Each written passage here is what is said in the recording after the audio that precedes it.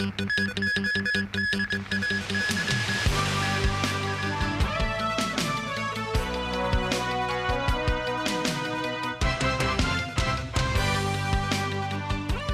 and welcome to TVB News. I'm Melissa Hekalea. The National Security Police have arrested 5 people over bomb threats targeting central government offices in Hong Kong and the Kai Tak Sports Park. Jackie Lin reports. Police deployed divers to the waters of Hung Hom Piers,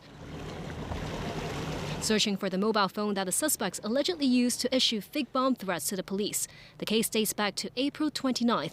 Police received messages through email and social media threatening to detonate a bomb at the central government office in Hong Kong while calling for the repeal of the national security law and advocating Hong Kong and Taiwan independence. On May 13th, police received a call claiming a bomb had been planted at a Kai Tak Sports Park during a concert by Taiwanese band Mayday. The caller used a voice-changing app. Officers conducted a search and confirmed the threat was false. National security officers on Monday arrested a 35-year-old man and 4 women aged between 20 and 38. 4 locations were searched with several phones and computers seized. No explosives were found. Li Kwai-wah, the chief superintendent of the National Security Department of the police force, said they are looking into the suspects' motives while stressing that threatening to undertake terrorist activities can involve life imprisonment. He said they will also investigate whether the suspects are linked to external forces. Jackie Lin, TVB News. Tomorrow is the 36th anniversary of the June 4th incident in Beijing. Speaking ahead of today's Executive Council meeting, Chief Executive John Lee said all activities must be conducted in accordance with the law. The law enforcement agency will target illegal activities decisively. Here I would like to send a reminder.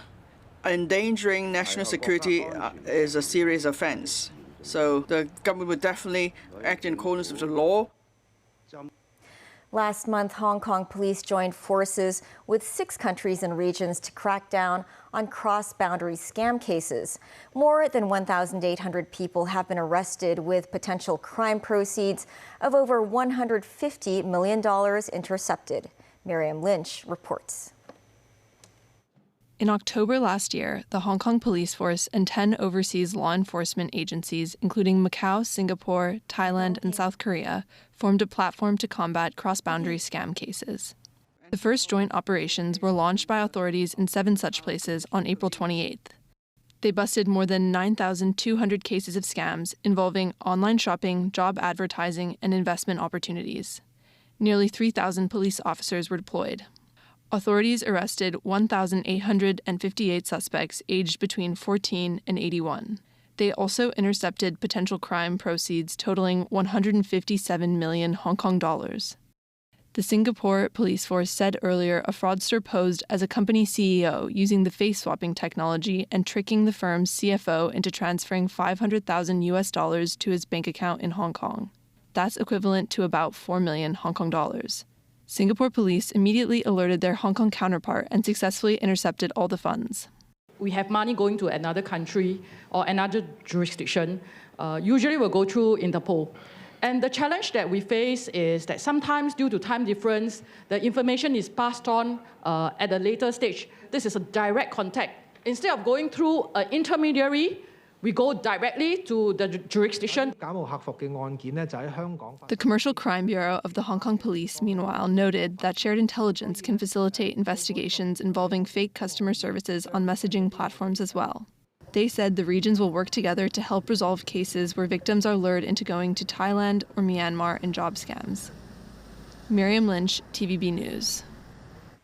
Chief Executive John Lee said charges on major roads and tunnels are helpful in managing traffic flow.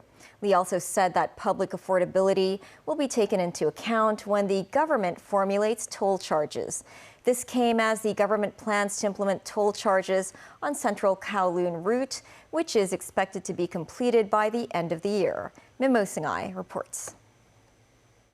The Central Kowloon Route project began in 2017 After 8 years of construction and a cost of about $42 billion, the project will be completed by the end of this year.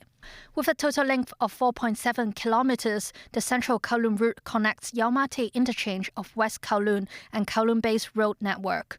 Once the route is operational, authorities expect the traveling time between West and East Kowloon during peak hours will be shortened to roughly 5 minutes, compared to a journey time of 30 minutes without the carriageway.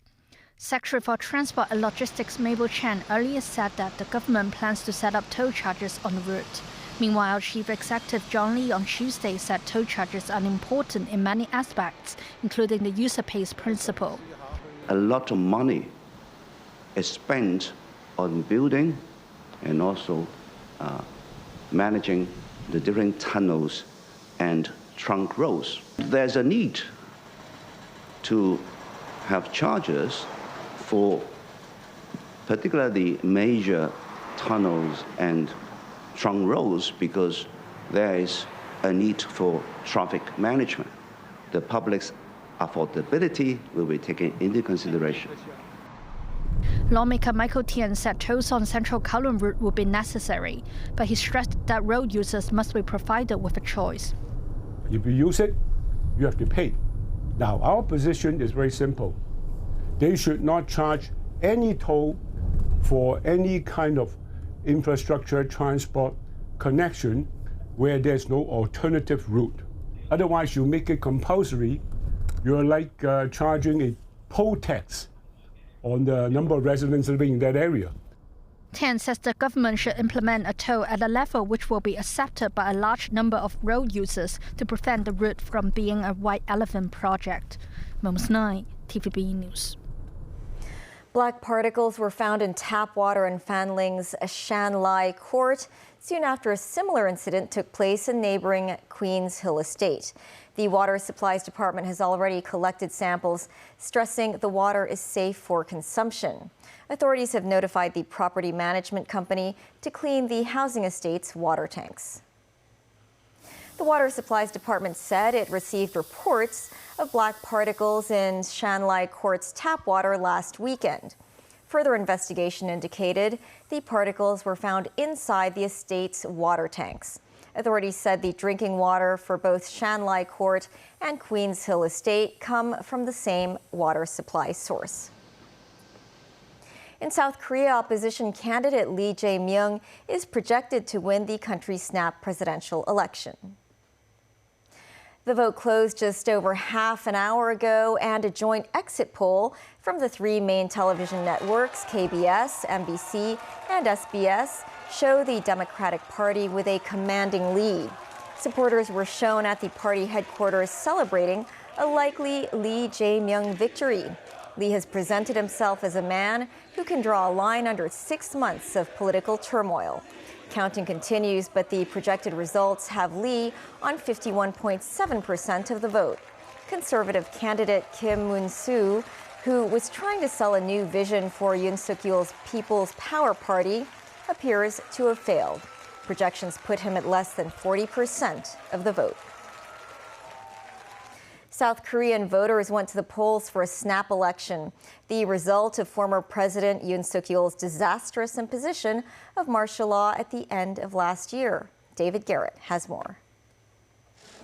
Former President Yoon Suk-yeol impeached in April. A court ruled Yoon could no longer stay in the job after he declared martial law in late 2024. So, to a snap election 2 months later, voters here in the capital, along with up to 44 million across South Korea, making their choice to replace the disgraced Yoon. Public anger over his actions potentially spilling into this poll. Opposition candidate Lee Jae-myung of the Democratic Party should win if that sentiment continues. He's pushed for renewed dialogue with North Korea.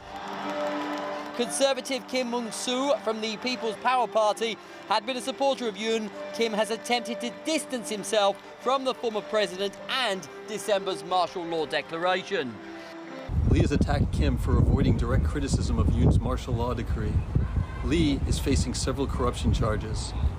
South Korea is deeply divided politically and socially, and this hard-fought election has some analysts worried that the divide between liberals and conservatives will only get worse. Kim participated in early voting last week in a bid to try to push his agenda forward against favourite Lee. Kim needed every vote to change the tide against him, Yoon and the party. David Garrett, TVB News. White House officials say President Donald Trump is likely to speak one-on-one with his Chinese counterpart, Xi Jinping, later this week amid rising trade tensions. The potential talks have not yet been confirmed by China's foreign ministry. Meanwhile, the Trump administration is seeking best offers from countries to urgently finalize trade negotiations. Danny Zhou has details. U.S. President Donald Trump, who vented about Beijing's alleged violation of joint commitment to roll back tariffs and trade restrictions, reportedly stated he was sure that he would speak to Chinese President Xi Jinping this week. The White House press secretary said the two leaders' long sought-after direct talks will occur soon. She asked about the potential call with President Xi.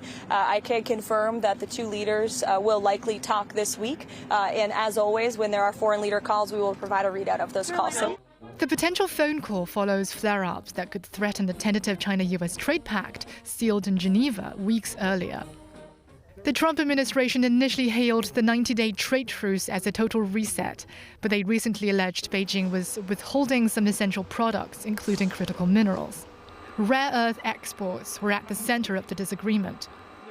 U.S. Treasury Secretary Scott Bessent said during an interview that the Trump administration did not intentionally escalate a standoff with Beijing, and added he is confident that the trade row will be ironed out after Trump-Xi talks. The Ministry of Commerce hit back at Trump's claims that China broke the trade truce, saying the U.S. rolled out multiple discriminatory restrictive measures while China stood by its commitments. A spokesperson for the ministry lashed out at Washington's efforts to limit China's access to advanced computer chips and its decision to revoke visas for Chinese students, moves that have seriously undermined the hard-won consensus. He also warned that China would resolutely safeguard its own rights and interests if the U.S. persists in its unilateral approach to put China in harm's way. In another development, Reuters reported that the U.S. is intensifying negotiations with the European Union, Japan, Vietnam and India. It aims to push for best offers by Wednesday as the tight tariff deadline of July the 8th looms. A confidential draft document from the office of the U.S. Trade Representative says Washington is urging its trade partners to list their best proposals on key aspects, such as tariff and quota offers for U.S. industrial and agricultural products, non-tariff barrier solutions, and commitments on digital trade. Danny Zhou, TVB News. Amid the global economic chaos stirred by U.S. President Donald Trump's tariff policies, some American business associations stressed many in their sector are concerned about the country's economic future. They also say overseas businesses are afraid of investing in the U.S. This as some Hong Kongers who've settled in America believe the crisis also presents new opportunities. Timothy Lee tells us more. California's Silicon Valley has long been the dream location for tech entrepreneurs who wish to make a name for themselves. Among them are Hong Kong's Mountain and Juman. They have settled in Silicon Valley for well over a decade. Besides their line of work, the pair regularly discuss hot-button issues, such as the tense relationship between China and the U.S., as well as the latter's future. Mountain, an advisor to a tech company that aims to treat autistic individuals, is trying to raise 20 million Hong Kong dollars worth of funds. But he says he has yet to receive any replies from potential investors he has contacted. Mountain says no one is certain about the future in light of the current situation with the tariffs, and that they should stay put and observe instead. Meanwhile, Jaman, who manages a company that utilizes AI to organize travel itineraries, believes the chaotic occasion actually presents an opportunity. He noted that he's using this time period to acquire important skills in using AI to generate new ideas. This as many remain concerned about investment in such a volatile situation. Darlene Chu, the executive director of Global SF, stressed the difficulty of convincing anyone to invest in her country, adding that layoffs are becoming ever more common among U.S. companies. Chu said obstacles to Chinese investment in the U.S. do not only come from American politicians, given that a large portion of the American public remain hostile to China. Timothy Lee, TVB News.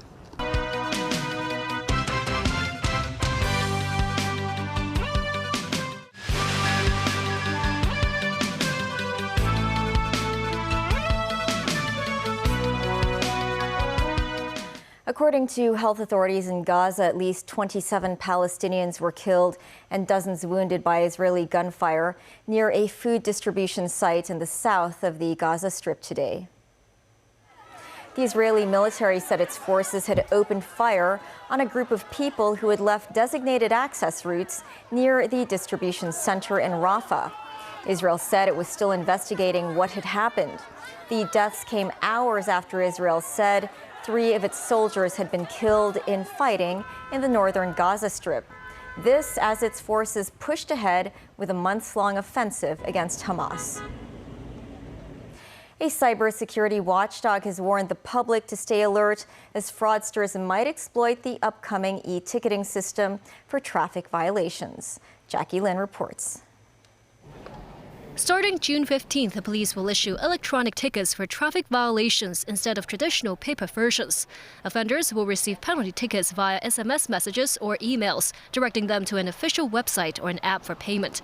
With that, the Hong Kong Computer Emergency Response Team Coordination Center foresees that scammers could develop phishing links related to the e-traffic tickets. They remind users to examine such links closely, noting that official platforms use the .gov.hk domain, which cannot be mimicked. Also flagged is the rise in secondary scam cases, in which fraudsters try to scam victims again, including some posing as Hong Kong CERT staff. There's a group with other similar victims and then start a subsequent conversation saying that if you can provide me the personal information such as your ID cards or your bank information, Hong Kong CERT can return all the recovered funds. The center said they received more than 12,000 reports of cybersecurity incidents last year, 62% related to phishing scams. In just the first 3 months of this year, 4,000 cybersecurity cases were reported, marking a 67% spike and pointing to an even higher annual total ahead. The center reminds the public to stay vigilant against any suspicious payment requests via email or phone messages, and if in doubt, always verify and double-check through official channels. Jackie Lynn, TVB News. That's the news. Thanks for watching. Bye for now.